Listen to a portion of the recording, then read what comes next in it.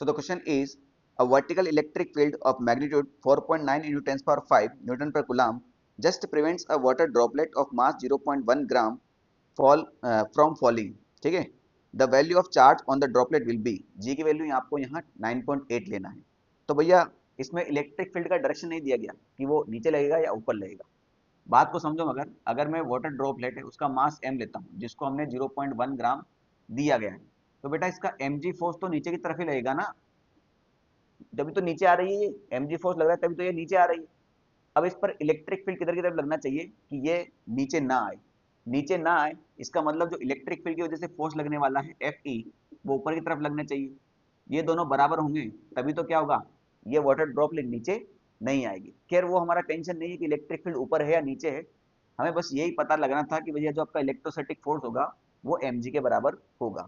अब यहाँ देखो चारों चार्ज कैसे हैं, पॉजिटिव है, यानी यहाँ पर जो इस वाटर ड्रॉपलेट पे चार्ज आएगा वो भी पॉजिटिव आएगा। अब आपको सिंपल कंसेप्ट पता होना चाहिए कि अगर ये इलेक्ट्रिक फील्ड ऐसा है तो पॉजिटिव चार्ज पर इलेक्ट्रिक फील्ड की डायरेक्शन में फोर्स लगता है और नेगेटिव चार्ज पर इलेक्ट्रिक फील्ड की ऑपोजिट डायरेक्शन में फोर्स लगता है। तो अगर ये पॉजिटिव चार्ज है तो इलेक्ट्रिक फील्ड भी ऊपर की तरफ ही होगा ना, तभी तो इलेक्ट्रिक फील्ड की डायरेक्शन में फोर्स लगेगा। सिंपल सी बात है। तो यहाँ पर आपका जो एफ ई अगर एम जी के बराबर हो जाए तो ये वाटर ड्रॉपलेट क्या होगी, हवा में ही रुक जाएगी।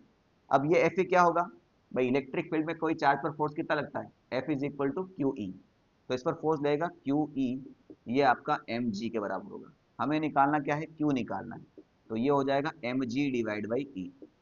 मास कितना दे रखा है 0.1 ग्राम, तो 0.1 इंटू 10⁻³ क्योंकि केजी में कन्वर्ट करना पड़ेगा भाई, सब कुछ ऐसा यूनिट में ही चलता है फिजिक्स में।